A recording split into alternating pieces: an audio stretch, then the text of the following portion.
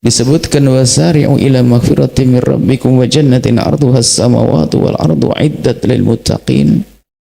Bergegaslah kalian menuju pengampunan Allah dan surga Allah yang telah disiapkan untuk orang-orang yang bertakwa.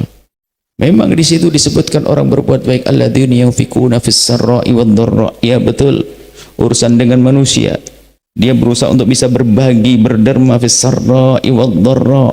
Dalam keadaan hartanya melimpah, dia membantu orang sebanyak-banyaknya, berbuat baik dengan hartanya. Bahkan dharra, dalam keadaan sempit rizki pun dia tidak mau ketinggalan, tetap berusaha untuk berderma semampunya, untuk berbuat baik. Ya, itu ciri orang bertakwa. Kemudian ternyata ini dengan sesama manusia. Kemudian dia bisa juga, yang kedua adalah wal kadhiminal ghaidha wal 'afina 'anil nasi wallahu yuhibbul muhsinin. Ciri orang bertakwa adalah orang yang bisa mengekang hawa nafsunya. Kadhiminal ghaidha, menahan amarah. Menahan amarah di saat diganggu. Jadi menahan amarah kalau ada sebabnya, nggak ada perlu kita menahan amarah. Jadi isyarat bahwasanya ciri orang bertakwa adalah yang punya sifat dia itu mudah memaafkan. Wal kadhiminal ghaidha, menahan amarah tentu ada mukaddimahnya. Orang jahil sama kita, orang jahat sama kita, orang zalim sama kita, ternyata dengan kezaliman tersebut kita masih bisa wal kadhiminal ghaidha.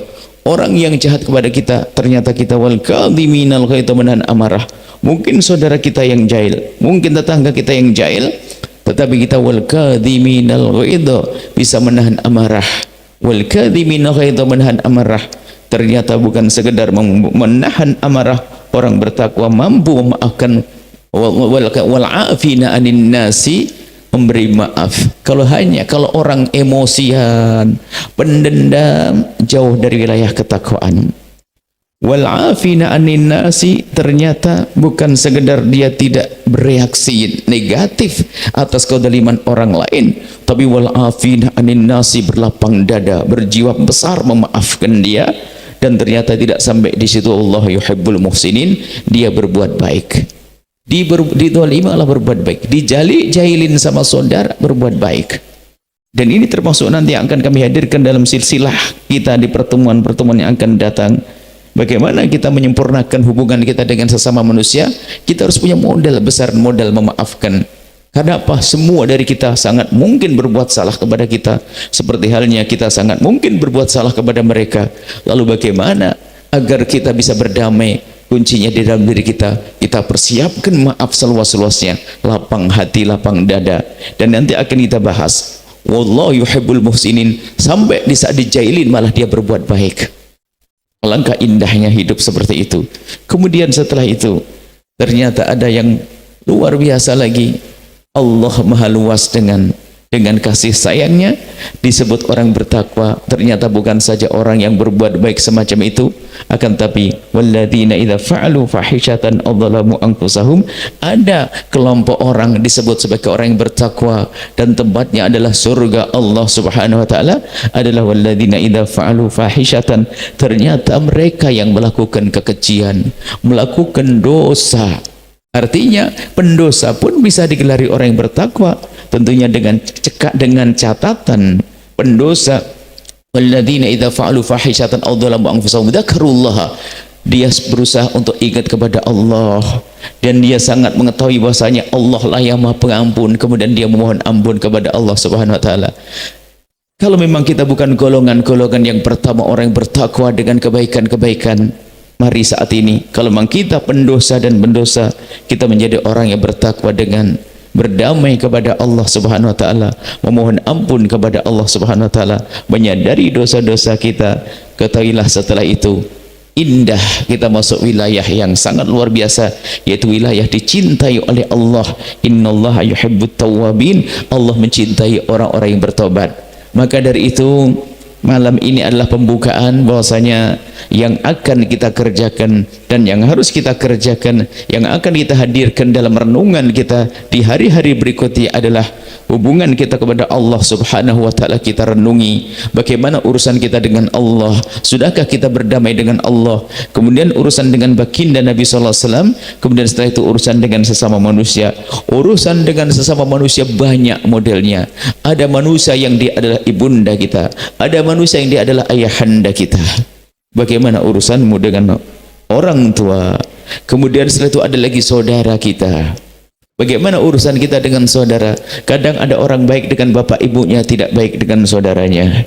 Baik kepada Allah kelihatannya, baik kepada Nabi Muhammad kelihatannya, tapi dia tidak sadar bahwa dia telah bermusuhan dengan saudaranya karena hanya sepetak tanah saja. Kemudian siapa lagi? Pasangan kita di rumah kita, istri, suami, bagaimana urusan kita dengan mereka? Ini harus kita sempurnakan, kita benahi semuanya.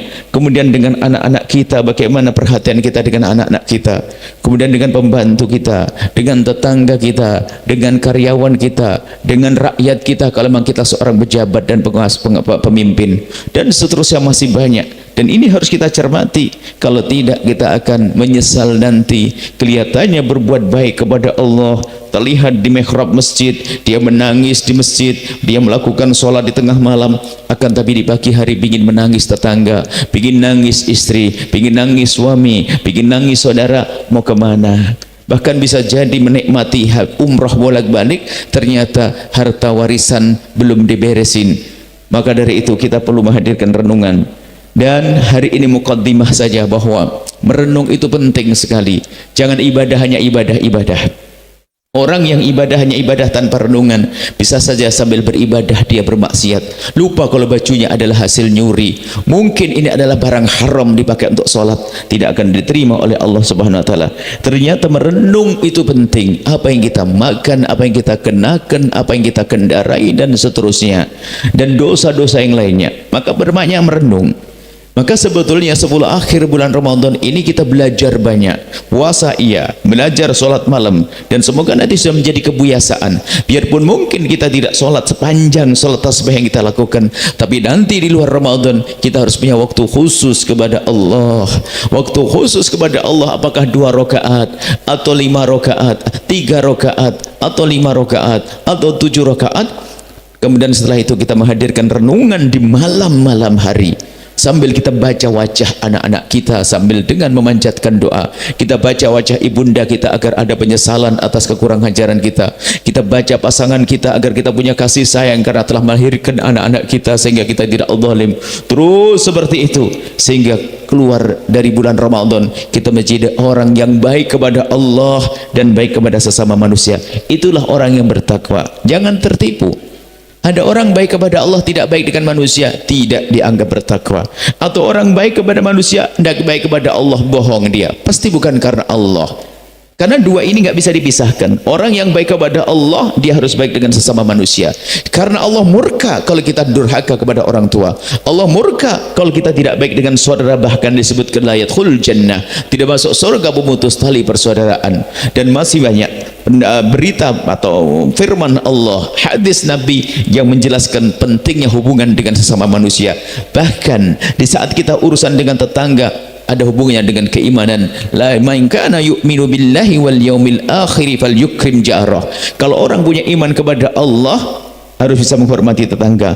Bagaimana urusan kita dengan tetangga? Tegur sapa kita. Sudahkah kita berbagi kue, mungkin berbagi takjil, mungkin berbagi apapun yang kita miliki dengan tetangga kita? Apakah kita sudah menyadari bahwasanya waktu parkir kita, mobil kita mengganggu tetangga kita? Kemudian mungkin sampah kita atau pohon kita daunnya berhamburan di halaman tetangga kita. Sudahkah kita pikirkan yang demikian itu? Tetangga. Bagi Nabi Muhammad bersabda, malaikat Jibril selalu berwasiat kepadaku tentang tetangga. Perhatikan tetangga, sampai aku duga, sampai aku menduga jangan-jangan ada pesan wahyu bahwasanya tetangga saling mewarisi. Maksudnya begitu seringnya Jibril mengingatkan tentang urusan tetangga.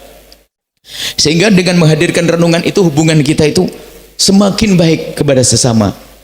Sesama itu bukan hanya pasangan suami istri saja, tidak, banyak bersama kita. Sampai nanti yang harus kita hadirkan dalam renungan, bagaimana kita dengan sesama kita yang jahil kepada kita, yang jahat kepada kita, yang enggak baik kepada kita, ada ilmunya agar kita selamat. Jangan sampai orang jahil kepada kita, rupanya itu umpan syaitan agar kita membalas dengan kejahatan, sehingga kita dengan dia sama, dan setan yang bertepuk tangan, setan yang bergembira. Sering terjadi yang sedemikian itu. Maka dari itu, dengan merenung itu akan selamat kita. Sehingga kami menganggap renungan ini adalah penting banget. Bahkan disebutkan para ulama, tafakkur saati, merenung sesaat itu khairun min ibadati sanati, kata qadiyat. Kita merenung sesaat semacam ini lebih bagus daripada ibadah 1 tahun tanpa renungan. Orang bisa beribadah tapi dengan kemaksiatan, mau kemana dia? Berbuat zalim. Mungkin seperti saat semacam ini, ibundanya lagi sakit minta ditemani, dia terlalu bersemangat membaca hadis tentang Nabi iktikaf 10 akhir Ramadan, lalu dia meninggalkan ibundanya. Maksiat, dia maksiat. Jadi perlu sekali menghadirkan renungan semacam ini, dan jadikan ini kebiasaan. Dalam setiap saat, setiap hari kita harus punya waktu. Dan ternyata ini bagi orang yang ini berkembang maju, bukan saja urusan akhirat, tentunya urusan akhirat sangat penting, urusan dunia pun kita harus punya waktu untuk merenung agar kita sukses dalam bisnis, ada kunar sukses dalam segala urusan.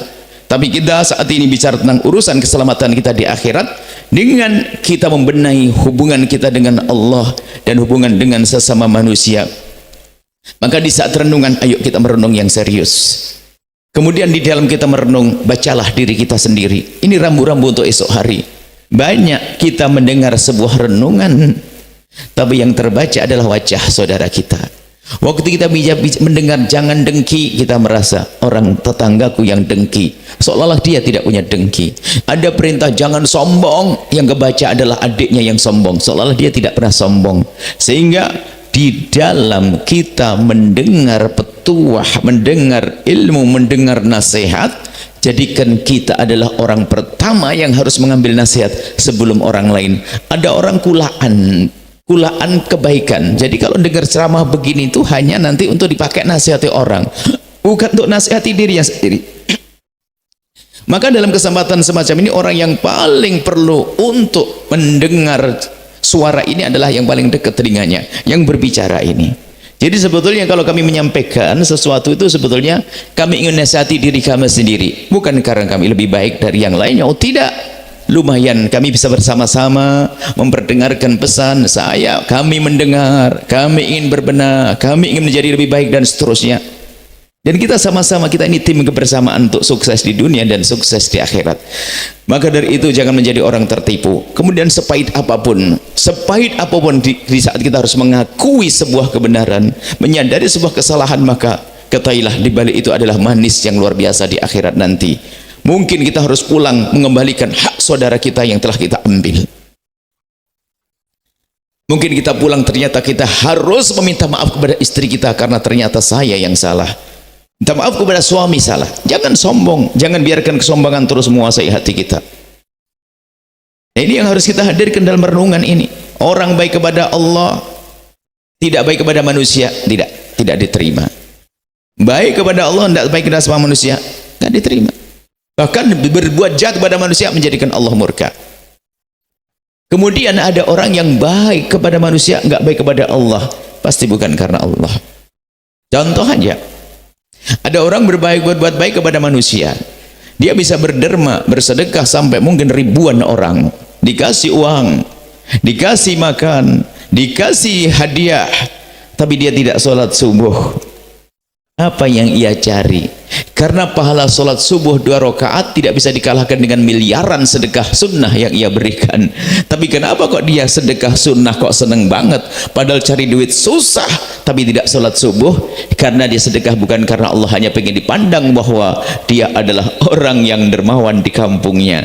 Maka dari itu, hai kaum dermawan, jangan sampai urusanmu baik kepada manusia saja, tapi ingat harus punya waktu kepada Allah di malam hari. Waktu kepada Allah khususnya sholat 5 waktu. Sholat 5 waktu, sampai wajib sholat 5 waktu. Ada orang sholat itu berat sekali, dia padahal bisa berbuat baik kepada orang lain, sopan santunnya dengan sesama istimewa, dengan tetangga baik, di kantor supel, tapi dia tidak sholat subuh, perlu diasah, hatinya belum sambung kepada Allah. Karena apa? Kalau memang dia kenal Allah dan rindu pahala dari Allah, niscaya dia tidak akan bisa meninggalkan sholat. Contoh saja sholat subuh. Coba kita perhatikan, sholat subuh itu beratnya di mana? Wong dia berdiri, dan di saat dia berdiri tidak menjinjing apapun di tangannya, tidak ada beban di atas kepalanya, nggak ada apa-apanya, dan cuma beberapa menit saja, nggak bisa berdiri boleh duduk, nggak bisa duduk boleh baring, sangat mudah. Akan tapi kenapa tidak bisa melakukannya? Karena memang dia tidak kenal Allah subhanahu wa ta'ala. Maka kami ingatkan siapapun yang hadir di tempat ini, yang mengikuti acara ini, jika anda tergolong orang yang tidak sholat atau sering meninggalkan sholat, mulai hari ini, malam ini kita akan berubah. Sholat sangat mudah. Jika ada orang yang tidak bisa sholat, itu yang salah gurunya. Kurang lebih seperti itu harus kita hadirkan, baik kepada Allah, baik kepada sesama manusia. Bertakwa. Jadi kalau kita rinci bahwasanya takwa itu hakikatnya adalah bagaimana seseorang menjadi baik kepada Allah dan baik kepada sesama manusia. Baik kepada Allah dan baik kepada sesama manusia. Yang tidak baik kepada salah satunya, maka kropos, tidak menjadi orang bertakwa yang sesungguhnya. At-taqwa hahuna, ya, takwa dimulai dari hati yang kenal Allah dan cinta kepada sesama manusia. Jika orang-orang bertakwa ini menjalani hidup, atau hidup kita jalani dengan ketakwaan, nggak ada kezaliman, nggak ada dendam, nggak ada permusuhan. Akan tapi karena kroposnya ketakwaan, maka terjadilah permusuhan. Dan nanti insya Allah kita hadirkan dalam renungan-renungan kita di hari-hari berikutnya, urusan kepada Allah, urusan kepada baginda, nanti urusan kepada orang tua dan seterusnya. Adapun amalan-amalannya bebas sebetulnya amalannya. Yang penting di malam-malam semacam ini anda kalau punya waktu ibadah itu anda bagi tiga. Ibadah itu bagi tiga. Setiap malam, setiap hari. Yang pertama, ibadah seperti orang lain ibadah, sujud, rukuk, baca Al-Quran, itu ibadah. Sepertiga lagi ibadah yang seperti ini kita lakukan, merenung. Kenapa aku kok tidak pernah ragu ngambil yang haram sampai tahu? Kenapa aku masih urusan dengan riba? Kenapa aku masih sering melihat yang haram? Jadi sepertiganya merenung. Inilah ibadah yang sering dilupakan hamba Allah, sehingga kata Imam Ghazali menjadi orang tertipu di dalam hidupnya, tidak pernah menghadirkan renungan. Jadi merenung ini ibadah, bahkan lebih bagus daripada ibadah 1 tahun. Jadi anda jangan sampai tidak punya waktu untuk merenung. Bahkan mungkin anda merenung dengan catatan-catatan, oretan, aku begini, biar mantap kesadaran kita. Kalaupun kita pendosa, maka menyesal, kita serius menyesal. Dan penyesalan yang serius itu hakikat tobat. Al-tobatu an-nadamah. Namanya bertobat adalah nyesal. Ini perlu dihadirkan renungan, insya Allah nanti urusan kepada Allah satu demi satu kita hadirkan di pertemuan yang akan datang insya Allah. Kemudian amalan-amalan bebas. Amalan terbaik yang harus kita lakukan itu adalah tentu sholat fardu. Jangan tertipu anda. Beribadah itu harus ada ngerti ilmunya, prioritas. Ibadah terpenting di dalam urusan sholat adalah sholat 5 waktu. Tingkat kedua nanti adalah sholat sunnah qobliyah ba'diyah yang dikukuhkan. Kalau anda bingung yang dikukuhkan, sudah ambil saja qobliyah ba'diyah semuanya, kecuali ba'diyah asyar tidak ada, sama ba'diyah subuh tidak ada. Anda pastikan anda punya qobliyah ba'diyah. Kemudian setingkat dengan qobliyah ba'diyah, mendekati fardu itu pahalanya adalah sholat ba'diyah sholat witir. Kemudian sholat duha. Ini sholat yang dikerjakan dengan sendiri, hanya di Ramadan nanti dilakukan dengan berjamaah. Kemudian nanti sepangkat dengan ini adalah nanti hari raya Idul Fitri, Idul Adha. Itu adalah satu tingkat. Nah, adapun selebihnya adalah di bawahnya, tapi tetap mulia. Sholat taraweh sekalipun tidak bisa mengalahkan sholat ba'diyah isya. Jangan sampai anda sholat taraweh berrokaat-rokaat tapi tidak sholat ba'diyah isya, nggak sebanding. Makanya cerdaslah kita, sholat ba'diyah isya terlebih dahulu, baru kemudian setelah itu sholat taraweh.